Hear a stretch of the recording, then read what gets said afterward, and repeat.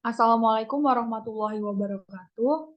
Yang terhormat Ibu Liza Alfia dan Ibu Rona Marjidah selaku dosen pengampu mata kuliah Akuntansi Keuangan Menengah 2 kelas A.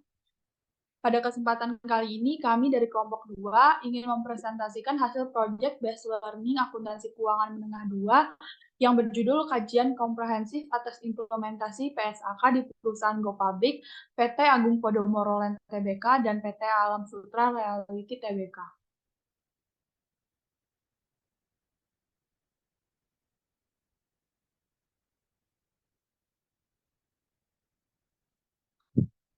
Sebelumnya izin memperkenalkan anggota kelompok kami. Yang pertama ada saya sendiri, Karina Ratuanisha dengan ujung NPM 005.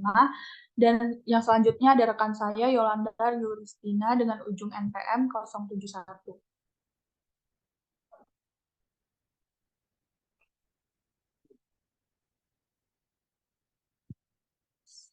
Selanjutnya, overview singkat tentang perusahaan PT Agung Podomoro Land Tbk. Agung Podomoro Group atau APG didirikan pada tahun 1969 oleh almarhum Bapak Anton Haliman. Proyek pertamanya adalah kompleks perumahan di kawasan Cimprung, Jakarta Selatan yang selesai dibangun pada tahun 1973. Pada tahun yang sama, APG menjadi pelopor konsep real estate dengan memulai proyek di kawasan Sunter, Jakarta Utara. Berbekal pengalaman lebih dari 50 tahun sebagai anggota APG, perseroan secara luas diakui sebagai salah satu pengembang properti terkemuka, terbesar, dan dihormati di Indonesia. Proyek pengembangannya mencakup beberapa properti ikonik di Indonesia, termasuk Superblok, properti komersial, retail atau perdagangan, gedung perkantoran, apartemen, kompleks perumahan, dan hotel.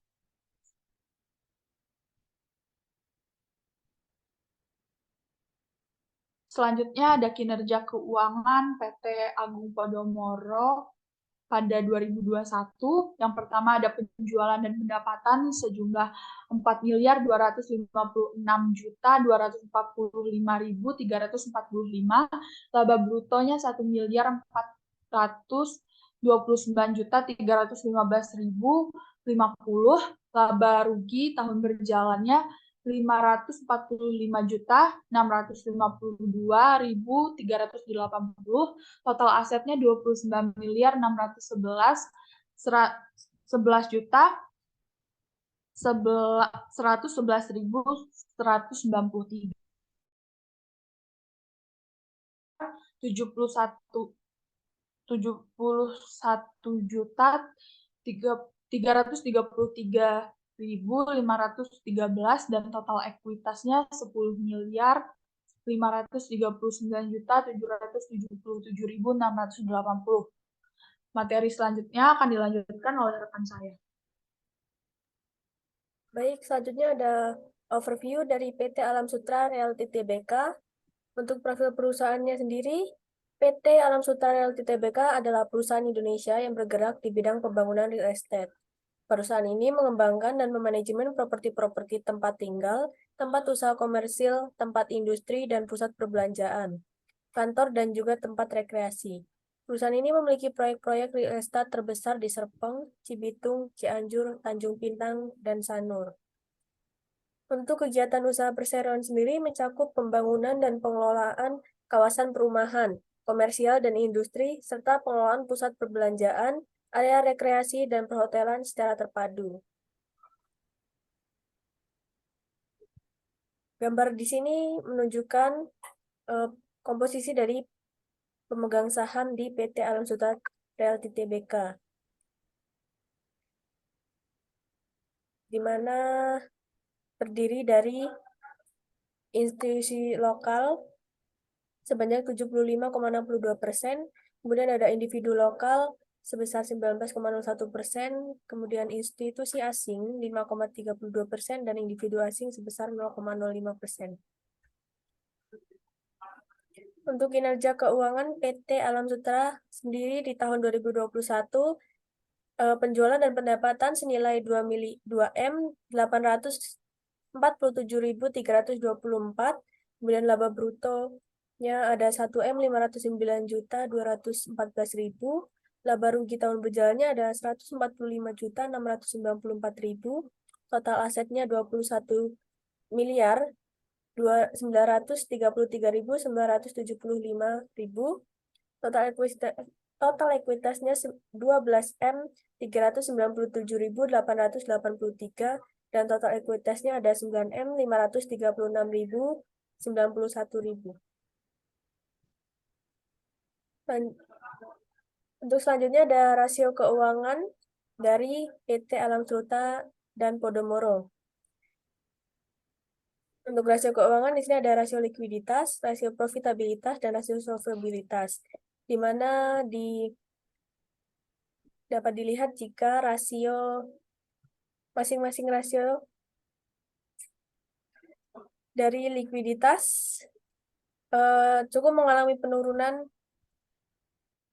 maksudnya untuk rasio likuiditasnya di current rasio PT Alam Sutra sebesar 83,51%, sedangkan Podomoro sebanyak 163,5%. Quick rasionya 59,60%, sedangkan untuk Alam Sutra dan Podomoro-nya 57,22%. Untuk cash ratio, Alam Sutra 27,27% dan Podomoro 14,52%.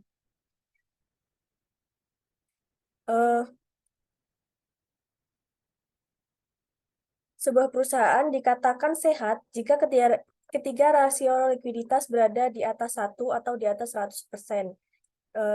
Dapat dilihat jika PT Alam Sutra dan Podomoro setidaknya memiliki angka antara 1 sampai 100%. Bahkan di Podomoro angkanya mencapai 163,5%, yang artinya kedua perusahaan ini termasuk perusahaan yang sehat. Kemudian ada rasio profitabilitas. Untuk GPM di Alam Sutra ada 53%, Podomoro 48,03%, net profit margin-nya 5,01% untuk Alam Sutra, Podomoro-nya 4,09%, kemudian ROA-nya 0,65% untuk Alam Sutra, dan Podomoro-nya 77,2%, sedangkan ROI-nya Alam Sutra-nya minus 0,6%, sedangkan Podomoro 0,4%, ROE-nya 7,27% untuk Alam Sutra, 5,7% untuk Podomoro, dan earning per share-nya 7,41 rupiah untuk Alam Sutra dan 1,7% untuk Podomoro. Dari data tersebut dapat disimpulkan bahwa kedua perusahaan memiliki hasil atau profit yang cukup bagus, di mana NPM dikatakan masih baik jika di atas angka 5%. Sedangkan untuk Alam Sutra, NPM-nya berada di angka tepat 5%, sedangkan Podomoro termasuk kecil karena hanya ada pada angka 4,09%. Kemudian untuk rasio solvabilitas, debt to asset rasio Alam Sutra sebesar 56,52%, sedangkan Podomoro 64,4%. Untuk debt to equity ratio 56,52% untuk Alam Sutra dan 83,7% untuk Podomoro. Rasio likuiditas ini menunjukkan kemampuan perusahaan untuk melunasi utangnya berdasarkan aset dan ekuitas yang dimiliki. Rasio ini dapat dikatakan baik jika berada di bawah angka 100%, karena hal ini menunjukkan bahwa jumlah liabilitas berada di bawah angka aset atau ekuitas. Dapat dilihat jika rasio dari Alam Sutra dan Podomoro berada di bawah 100%, yang artinya perusahaan masih dapat dikatakan sehat karena dapat memenuhi semua liabilitasnya. Untuk yang selanjutnya saya serahkan kepada rekan saya. Selanjutnya ada highlight dari PSAK. PSAK merupakan pedoman yang digunakan untuk membuat laporan keuangan berdasarkan standar akuntansi yang berlaku. Pernyataan tersebut dibuat dan disusun oleh IAI atau Ikatan Akuntansi Indonesia. Tujuan PSAK adalah untuk menciptakan laporan keuangan yang dapat disampaikan dengan seragam, sehingga antara laporan keuangan sebelumnya dengan laporan keuangan yang lain bisa saling dibandingkan. Keberadaan PSAK juga mempermudah informasi dari laporan keuangan untuk dapat diketahui siapapun. Hal tersebut terkait dengan aturan kegiatan mencatat, menyusun, melakukan sampai menyajikan laporan keuangan.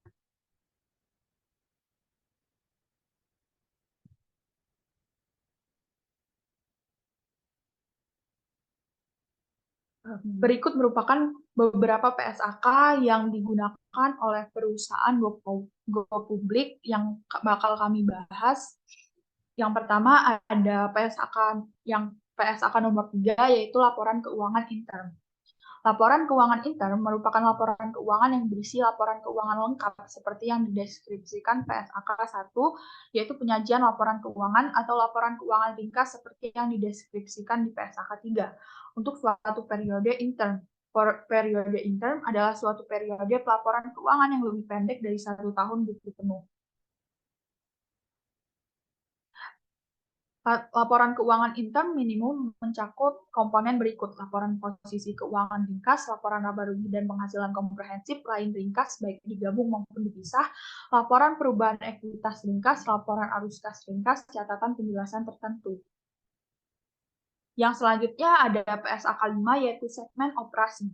Segmen operasi adalah komponen dari entitas yang terlibat dalam aktivitas bisnis untuk memperoleh pendapatan dan menimbulkan beban, yang hasilnya operasi dikaji ulang secara reguler oleh mengambil keputusan operasional untuk alokasi sumber daya dan menilai kinerja. Tersedia informasi keuangan yang dipisahkan. Jika menggunakan lebih dari satu format segmen, maka faktor lain dipertimbangkan untuk satu format informasi. Struktur dari kriteria segmen yang dilaporkan itu harus telah teridentifikasi sebagai segmen operasi atau hasil dari agregasi 2 atau lebih syarat kualitatif dan melebihi ambang batas atau syarat kuantitatifnya. Selanjutnya ada PSAK nomor 7, yaitu pengungkapan pihak-pihak berelasi. Pihak-pihak berelasi adalah orang atau entitas yang terkait dengan entitas yang menyiapkan laporan keuangannya. Dalam penyataan ini dirujuk sebagai entitas pelapor suatu individu atau entitas yang dapat diklasifikasikan sebagai pihak berelasi jika memenuhi hal-hal yang ditentukan di definisi pihak-pihak berelasi dalam PSAK 7. PSAK ini mengisyaratkan pengungkapan hubungan, transaksi, dan saldo pihak berelasi termasuk komitmen dalam laporan keuangan konsolidasi dan laporan keuangan tersendiri entitas induk atau investor dengan pengendalian bersama atau pengaruh signifikan atas investasi yang disajikan. Selanjutnya ada PSAK 8, yaitu peristiwa setelah periode pelaporan. Peristiwa setelah periode pelaporan adalah peristiwa yang terjadi antara akhir periode pelaporan dan tanggal laporan keuangan diotorisasi untuk terbit, baik peristiwa yang menguntungkan maupun tidak.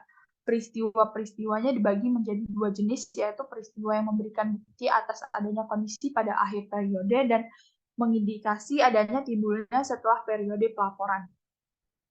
Yang selanjutnya PSAK 18 ada dana pensiun. PSAK 18 itu tahun 1994, itu akuntansi dana pensiun menjelaskan tentang akuntansi dan pelaporannya oleh dana pensiun atau punakarya kepada pihak yang berkepentingan. Yang PSAK selanjutnya ada PSAK ke-24, ada imbalan kerja. PSAK 24 merupakan hasil adopsi IFRS atau IAS 19 Employee Benefit yang berisi persyaratan akuntansi untuk imbalan kerja, termasuk imbalan jangka pendek, misalnya upah dan gaji cuti tahunan, imbalan pasca kerja seperti imbalan pensiun, imbalan jangka panjang lainnya, misalnya cuti kerja panjang dan pesangon. Selanjutnya ada yang selanjutnya ada PSAK 25, yaitu kebijakan akuntansi, perubahan estimasi akuntansi, dan kesalahan. PSAK 25 membahas mengenai kebijakan akuntansi, perubahan estimasi akuntansi, dan kesalahan. PSAK 25 telah disahkan oleh Dewan Standar Akuntansi Keuangan pada 15 Desember 2009. PSAK ini terkait kebijakan akuntansi, perubahan estimasi akuntansi, dan kesalahan merevisi PSAK 25 tentang laba atau rugi bersih untuk periode berjalan, kesalahan mendasar, dan perubahan kebijakan akuntansi yang telah dikeluarkan pada 7 September 1994. Next-nya ada PSAK 50, yaitu instrumen keuangan, penyajian. Penyajian telah disahkan oleh Dewan Standar Akuntansi Keuangan pada 29 April 2014. PSAK 50 ini merevisi PSAK 50 tentang instrumen keuangan, penyajian, dan pengungkapan yang telah disahkan pada 26 November 2010. Contoh yang disampaikan PSAK 50 ini merupakan contoh-contoh yang diadopsi dari IAS 32 Financial Instrument Presentation. Penerapan contoh tersebut perlu memperhatikan kesesuaian dengan praktik di Indonesia. Penjelasan PSAK selanjutnya akan dilanjutkan oleh rekan saya. Dan selanjutnya ada PSAK 55 tentang instrumen keuangan, pengakuan, dan pengukuran. PSAK 55 mengenai instrumen keuangan yaitu pengakuan dan pengukuran. Revisi PSAK 15 adalah hasil dari mengadopsi seluruh ketentuan IAS 39 mengenai Recognition and Measurement of Financial Instrument. Pengakuan dan penghentian aset keuangan berkaitan dengan kapan aset keuangan tersebut dicatat di neraca. Kemudian ada PSAK 56 laba per saham. Tujuan dari PSAK ini adalah untuk menetapkan prinsip pembelian dan penyajian laba per saham, sehingga dapat meningkatkan daya banding kinerja antar entitas yang berbeda pada periode pelaporan yang sama dan antar periode yang berbeda untuk entitas yang sama. Jika entitas melaporkan keuangan konsolidasian dan laporan keuangan tersendiri yang disusun sesuai dengan PSAK 65, laporan keuangan konsolidasian, dan PSAK 4, laporan keuangan tersendiri, maka pengungkapan yang diminta oleh pernyataan ini disajikan hanya berdasarkan informasi konsolidasi. Selanjutnya ada PSAK 60 tentang instrumen keuangan pengungkapan. PSAK ini mensyaratkan bahwa suatu entitas mengungkapkan informasi yang memungkinkan pengguna laporan keuangan untuk mengevaluasi sifat dan tingkat cakupan risiko yang timbul dari instrumen keuangan yang mana entitas terekspos pada akhir periode pelaporan. Tujuan dari PSAK 60 sendiri adalah mengatur entitas untuk memberikan pengungkapan dalam laporan keuangannya, yang memungkinkan pengguna untuk mengevaluasi signifikansi instrumen keuangan bagi posisi dan kinerja keuangan entitas tersebut, di samping sifat dan tingkat risiko yang muncul akibat instrumen keuangan tersebut selama periode berjalan, dan pada tanggal pelaporan, serta bagaimana entitas tersebut mengelola risiko tersebut. Selanjutnya, PSAK 71 tentang instrumen keuangan. PSAK 71 adalah adopsi dari International Financial Reporting Standard atau IFRS 9 yang dikeluarkan oleh International Accounting Standard Board atau IASB tentang financial instrument. PSAK 71 akan menggantikan PSAK 55 tentang instrumen keuangan yang sebelumnya telah berlaku. PSAK 71 ini diharapkan mampu mencegah berulangnya tsunami gagal bayar yang terjadi pada perusahaan perbankan.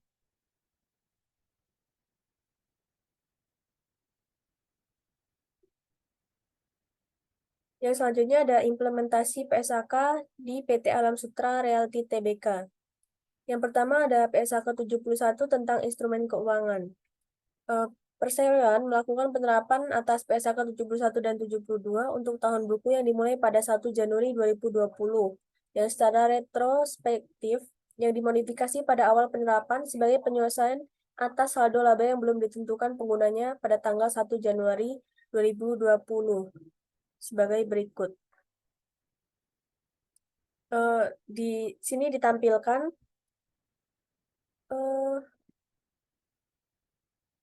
saldo laba yang belum ditentukan penggunanya yang sudah disesuaikan oleh PSAK 71 dan PSAK 72. Dan didapatkan saldo pada 1 Januari 2020 setelah penyesuaian terdapat sekitar 7.767.647.421 rupiah. PSK nomor 71 ini menggantikan PSK nomor 50, 55, 60 tentang instrumen keuangan, pengakuan, dan pengukuran untuk periode tahunan yang dimulai pada atau setelah 1 Januari 2020. Menyatukan ketiga aspek akuntansi untuk instrumen keuangan, yaitu klasifikasi dan pengukuran, penurunan nilai, dan akuntansi lindung nilai. Yang selanjutnya ada PSK 24 tentang imbalan kerja. Perusahaan dan entitas anak PT Alam Sutra Realty Tbk membukukan liabilitas imbalan kerja untuk seluruh karyawannya yang memenuhi kualifikasi sesuai dengan Undang-Undang Ketenagakerjaan yang berlaku dan PSK nomor 24 tentang imbalan kerja. Beban imbalan kerja karyawan yang diakui dalam laporan laba rugi dan penghasilan komprehensif antara lain seperti yang ditunjukkan pada gambar, di mana jumlah kewajiban imbalan kerja di laporan konsolidasi sebanyak 69.764.611. Untuk saldo akhirnya terdapat 69.764.611. Selanjutnya ada implementasi PSK 25 tentang kebijakan akuntansi dan perubahan estimasi dan kesalahan. Untuk PSK 25 ini direncanakan akan diimplementasikan pada PT Alam Sutra pada tahun 2023 mendatang. Selanjutnya untuk PSK 30 tentang sewa. PT Alam Sutra Realty Tbk menggunakan penerapan PSK nomor 73 mengenai sewa dan bukan PSK 30. Dan sebagai pemberi sewa, aset perseroan disewakan melalui sewa operasi. Aset disajikan di laporan posisi keuangan konsolidasi sesuai sifat dari aset tersebut. Pendapatan sewa diakui dengan dasar garis lurus selama masa sewa. Kemudian PSK 23 mengenai pengakuan pendapatan. Sejak tanggal 1 Januari 2020, PT Alam Sutra menetapkan PSK nomor 72 tentang pendapatan dari kontrak dengan pelanggan pada laporan keuangan mereka. Pendapatan diukur berdasarkan nilai yang diharapkan dapat diterima perseroan atas pengalihan barang atau jasa yang dijanjikan kepada pelanggan, tidak termasuk jumlah yang ditagihkan atas nama pihak ketiga. Pendapatan itu diakui ketika perseroan memenuhi kewajibannya untuk mengalihkan barang atau jasa yang dijanjikan kepada pelanggan, yaitu ketika pelanggan memperoleh kendali atas barang atau jasa tersebut. Jumlah pendapatan yang diakui adalah sebesar jumlah yang dialokasikan untuk bagian dari kewajiban yang terpenuhi. Selanjutnya PSK 5 tentang segmen operasi. PSK 5 penyesuaian 2015 mengharuskan segmen operasi diidentifikasi berdasarkan mengenai komponen dari perusahaan dan entitas anak yang secara reguler direview oleh pengambil keputusan operasional dalam rangka pengalokasian sumber daya dan menilai kinerja segmen operasi. Informasi yang digunakan oleh pengambil keputusan operasional dalam rangka alokasi sumber daya dan penilaian kinerja perseroan terfokus pada kategori dari setiap produk yang menyerupai informasi segmen usaha yang dilaporkan di periode sebelum-sebelumnya. Kemudian PSK 18 tentang dana pensiun.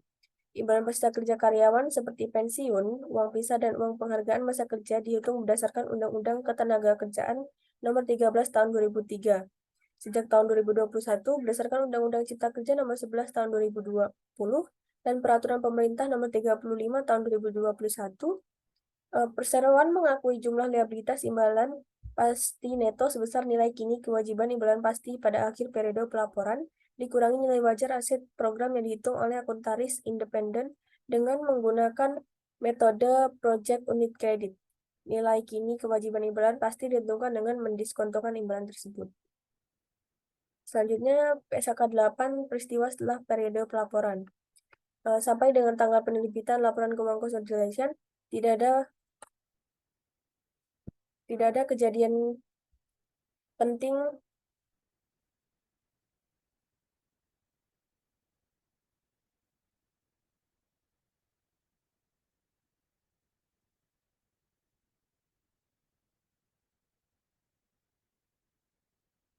pada tanggal pelaporan posisi keuangan konsolidasian yang mempengaruhi laporan keuangan konsolidasian PT Alam Sutra untuk tahun yang berakhir pada tanggal 31 Desember 2020.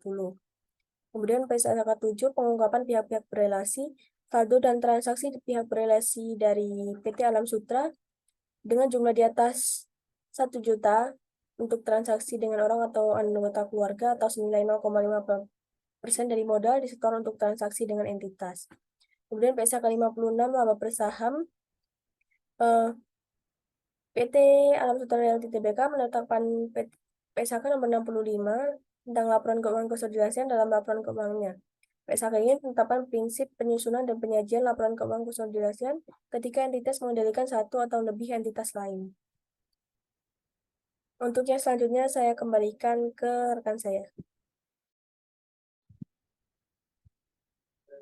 Baik, yang selanjutnya ada implementasi PSAK di PT Agung Podomoro Land Tbk. Yang pertama ada PSAK 5, yaitu grup dari PT Agung Podomoro Land Tbk melaporkan segmen-segmen berdasarkan PSAK nomor 5 revisi 2009 berdasarkan segmen usaha grup melakukan kegiatan usaha sebagai berikut. Yang pertama ada penjualan, ada apartemen, perkantoran, pusat pembelanjaan, rumah tinggal, rumah toko dan kios, rumah kantor, tanah. Yang kedua ada hotel, yang ketiga ada pendapatan sewa dan pusat pembelanjaan. Untuk lebih lanjutnya dapat dilihat di PBN makalah. Yang selanjutnya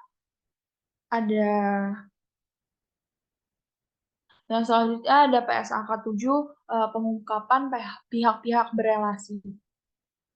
Perseroan melakukan transaksi dengan pihak-pihak berelasi sesuai dengan definisi yang diuraikan pada PSAK nomor 7, yaitu pengungkapan pihak berelasi. Transaksi dengan pihak berelasi dilakukan berdasarkan persyaratan yang disetujui oleh kedua belah pihak yang memungkinkan tidak sama dengan transaksi lain yang dilakukan oleh pihak-pihak yang tidak berelasi.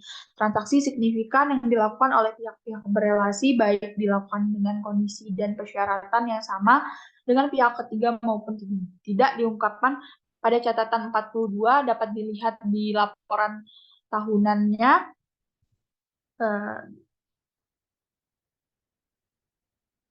yang catatan ke-42 yaitu sifat dan transaksi pihak-pihak berelasi, catatan atas laporan keuangan konsolidasi perseroan yang menjadi bagian dari buku laporan tahunan ini dapat dilihat nih di yang nomor 42 ini sifat berelasinya. Ada yang pertama Indovisa merupakan pemegang saham pengendali perusahaan, Trihatma Kusuma Haliman merupakan salah satu pemegang saham perusahaan, PT Citra Gemilang Nusantara dan PT Manggala Gelora Perkasa merupakan entitas asosiasi, PT Sunter Agung sebagai entitas induk terakhir, dan perusahaan yang dikendalikan oleh salah seorang personel manajemen kunci perusahaan adalah yang pertama ada PT Prima Buana Internusa dan yang kedua ada PT Dian Ikrar Perkasa. Yang selanjutnya ada PSAK 18 dan PSAK 24 untuk tahun yang berakhir pada tanggal 31 Desember 2021, grup mencatat liabilitas imbalan pasca kerja yang tidak diadakan berdasarkan Undang-Undang Republik Indonesia Nomor 11 Tahun 2020 tentang Cipta Kerja tanggal 2 November 2020 dan Peraturan Pemerintah Republik Indonesia Nomor 35 Tahun 2021 tentang PKWT, alidaya, waktu kerja dan waktu istirahat dan pemutusan hubungan kerja tanggal 2 Februari 2021. Untuk tahun yang berakhir pada 31 Desember 2020, grup mencatat liabilitas imbalan pasca kerja yang tidak didanakan berdasarkan Undang-Undang Tenaga Kerja Nomor 13 Tahun 2003, tanggal 25 Maret 2003 UU Nomor 13 dan PSAK Nomor 24 Revisi 2013 tentang imbalan kerja. Beban pensiun berdasarkan program dana pensiun manfaat pasti grup ditentukan melalui perhitungan aktuaria secara periodik dengan menggunakan metode project unit kredit dan menerapkan asumsi tingkat diskonto dan tingkat kenaikan manfaat pasti pensiun tahunan. Yang selanjutnya ada PSAK 50. Dari penyajian tabel yang ada di makalah itu dapat dikatakan bahwa PT Agung Podomoro Land Tbk sudah menjalankan PSAK nomor 50 dengan baik dikarenakan sudah sesuai dengan aturan PSAK tersebut. PSAK nomor 55 di tabel yang ada di makalah juga itu perusahaan mengukur aset keuangan dan liabilitas keuangan pada nilai wajarnya. Dalam hal aset keuangan atau liabilitas keuangan tidak diukur pada nilai wajar melalui laba rugi. Nilai wajar tersebut ditambah atau dikurang dengan biaya transaksi yang dapat didistribusikan secara langsung dengan perolehan atau penerbitan aset keuangan atau liabilitas keuangan tersebut. Biaya transaksi yang dikeluarkan sehubungan dengan perolehan aset keuangan dan penerbitan liabilitas keuangan yang diklasifikasikan pada nilai wajar melalui laba rugi yang dibebankan.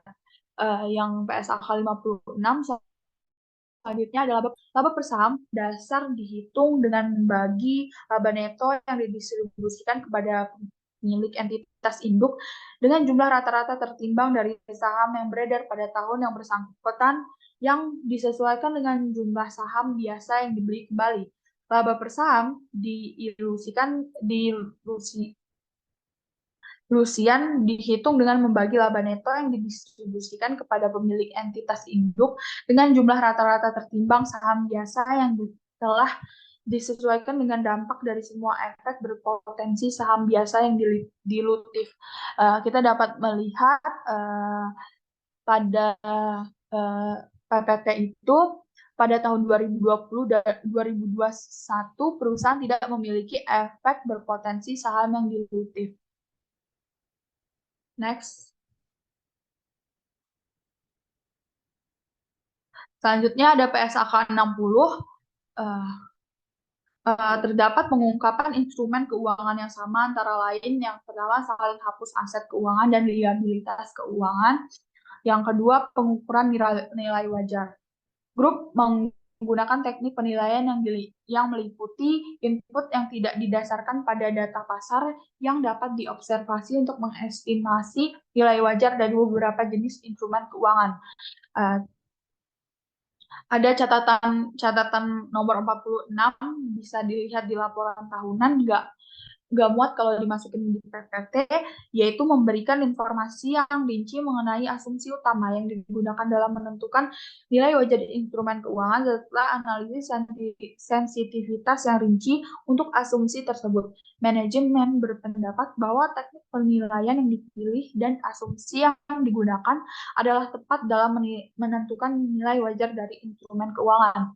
Yang selanjutnya ada PSAK 71. Yang pertama, nilai wajar setiap sisa investasi pada entitas anak terdahulu pada tanggal hilangnya pengendalian dianggap sebagai nilai wajar pada saat pengakuan awal untuk akuntansi berikutnya dalam PSAK nomor 71 atau ketika berlaku biaya perolehan pada saat pengakuan awal dari investasi pada entitas asosiasi atau ventura bersama.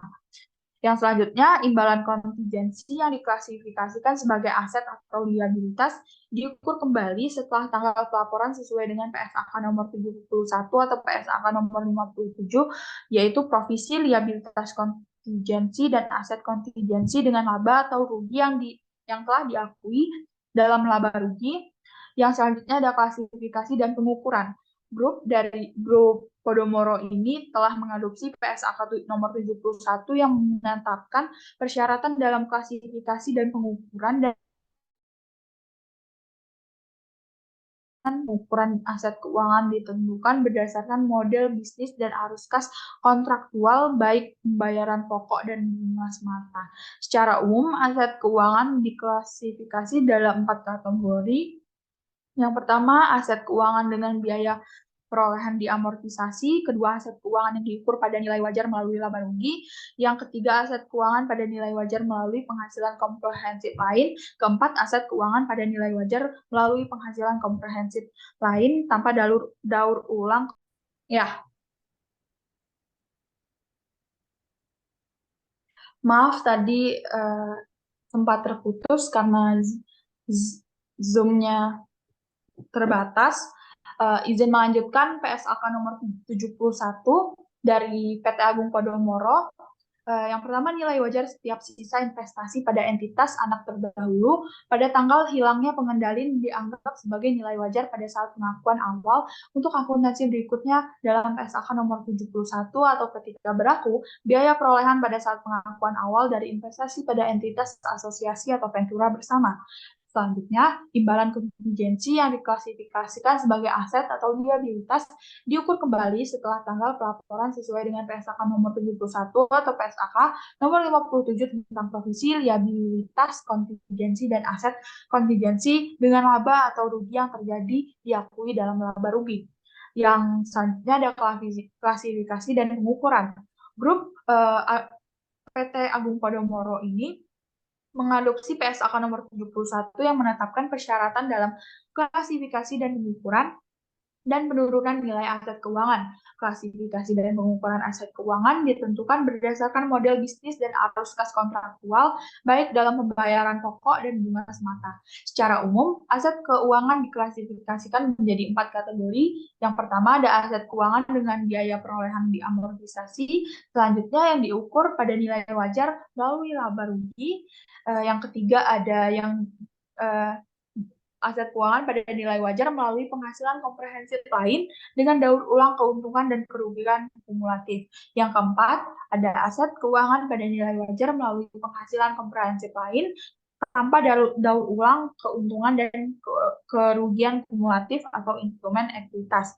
Grup Agung Podomoro mengklasifikasikan aset keuangannya sebagai biaya perolehan, diamortisasi, dan FVOCI atau aset keuangan pada nilai wajar melalui penghasilan komprehensif lain dengan daur ulang keuntungan dan kerugian kumulatif tanpa daur ulang.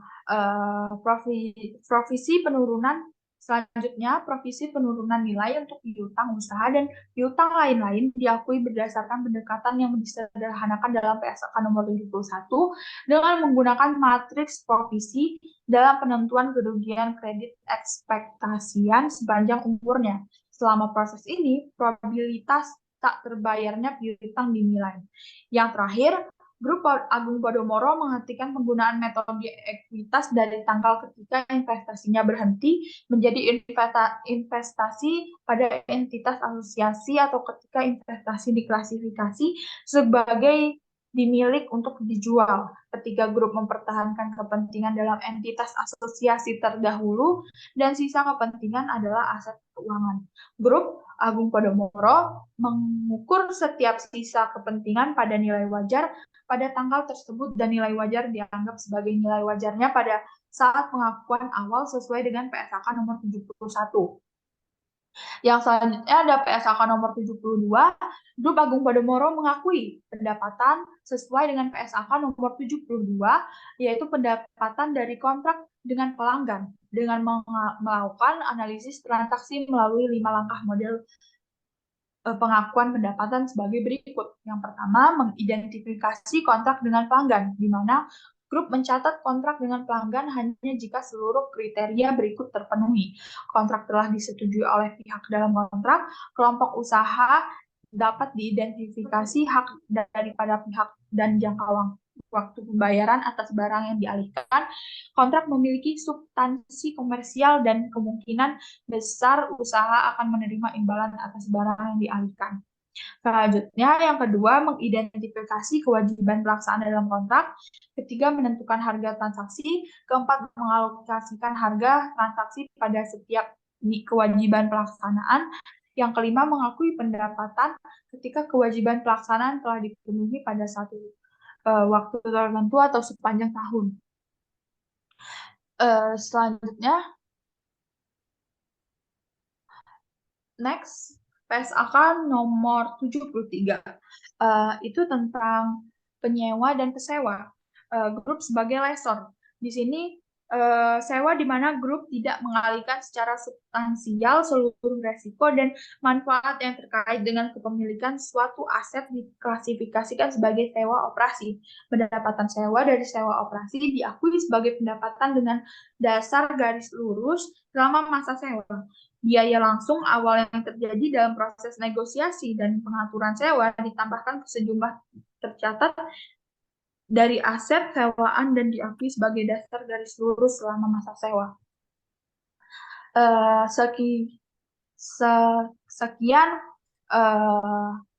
Sekian presentasi dari project base kami. Kesimpulan yang dapat kami simpulkan, yang pertama, PT Agung Podomoro Land dan PT Alam Sutra Realty Tbk telah menyajikan laporan keuangan sesuai dengan persyaratan standar akuntansi keuangan, khususnya PSAK yang diulas pada PPL kali ini, yang ada sekitar 14 tadi.